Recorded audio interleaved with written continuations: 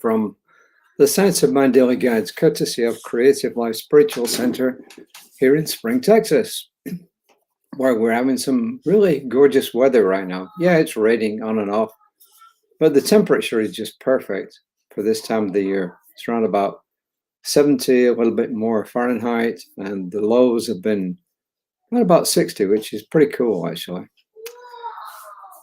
As you may have seen in the title, I'm reading from the Science of Mind magazine, the Daily Guides. And this month, the whole theme is about African American history and things related to that. And it's by Reverend Dr. Andrietta Earl. And she's the writer this month, and I'm simply reading her writings. I'm not commenting much on it, but maybe I'll comment here and there. So we'll see. So they're fairly short readings, so I'm not going to take up much of your time. Today's reading, as you may have seen, is called Someone Had To.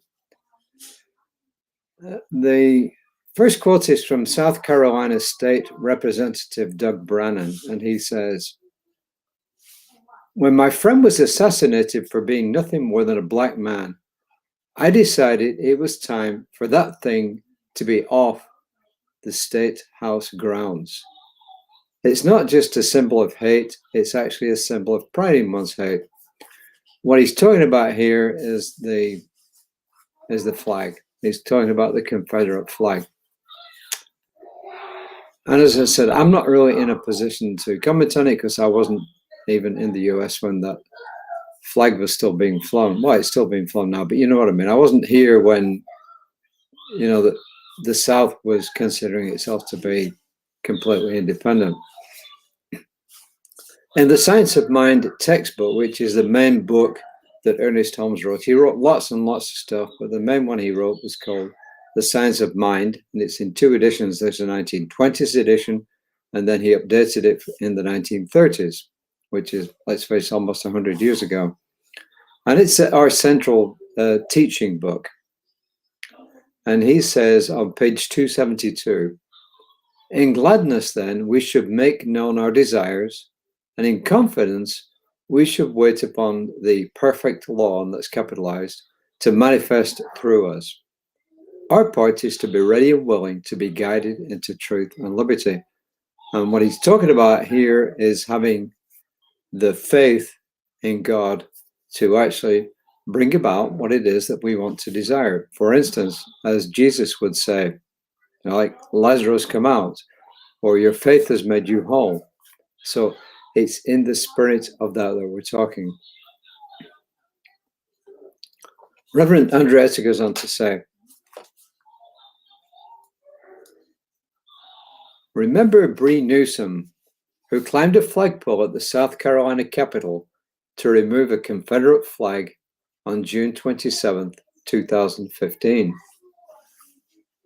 Newsom had many allies on her way to that flagpole, and on the day she demonstrated such immense courage. Allies taught her how to climb the flagpole. Advocates arrived with bail money when she was arrested. Known and unknown co-conspirators were in the crowd. As the police arrived to arrest Newsom, they approached the flagpole with tasers. Seeing the situation about to unfold, a white man placed his hand on the flagpole and stared into the eyes of the white police officers.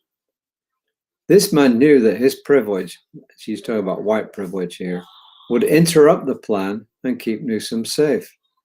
In that moment, this unknown man was a co-conspirator. Action is the difference between an ally and an advocate. Assuming personal risk is the mark of a co-conspirator. This inspires me to update. When you see something, say something to. When you know something, do something. Our superpower is our knowing.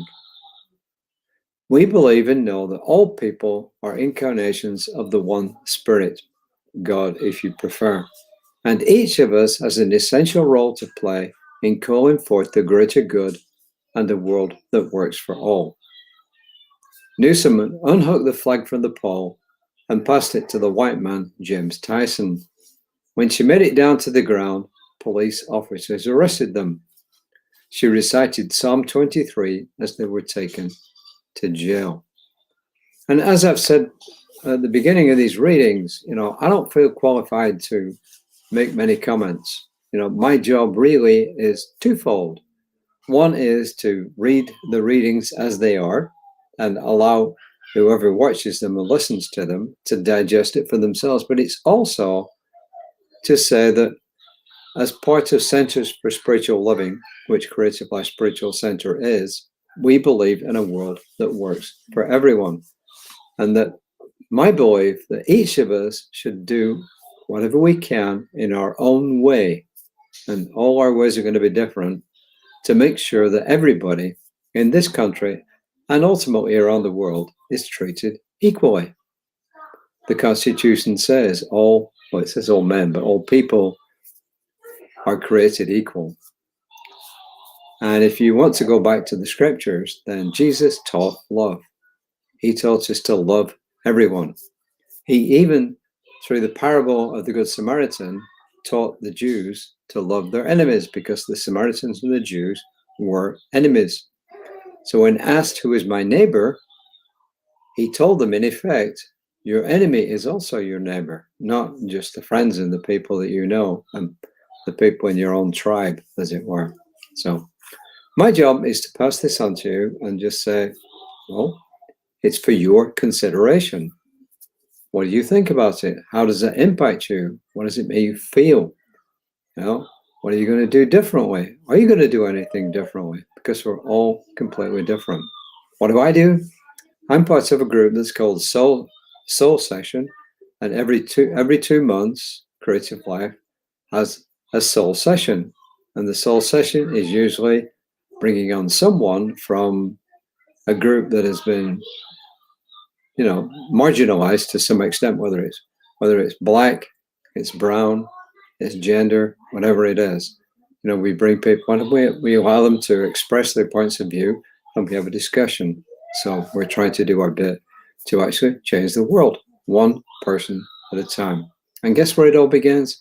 It begins right here. It begins right here. We always give an affirmation, and it's, I'm ready and willing. I'm guided into truth and liberty. I'm ready and I'm willing. Every day we have 2 readings, one at roughly 5 p.m. Central, which is my job. And my colleague, Reverend Lisa, reads at 9 o'clock. And if you go on to Creative Life Spiritual Center's Facebook page, around about 9 o'clock in the morning, you will be, and if you go on afterwards, it's recorded. You can actually see her reading as well. So she'll be on tomorrow morning at 9 o'clock. And then at 11 o'clock, we have our Sunday service. So I invite you to participate in all that. So with that, I am going to end my stream. I'm going to wish you all a wonderful rest of the day, a wonderful day tomorrow, and I hope to see you in the future.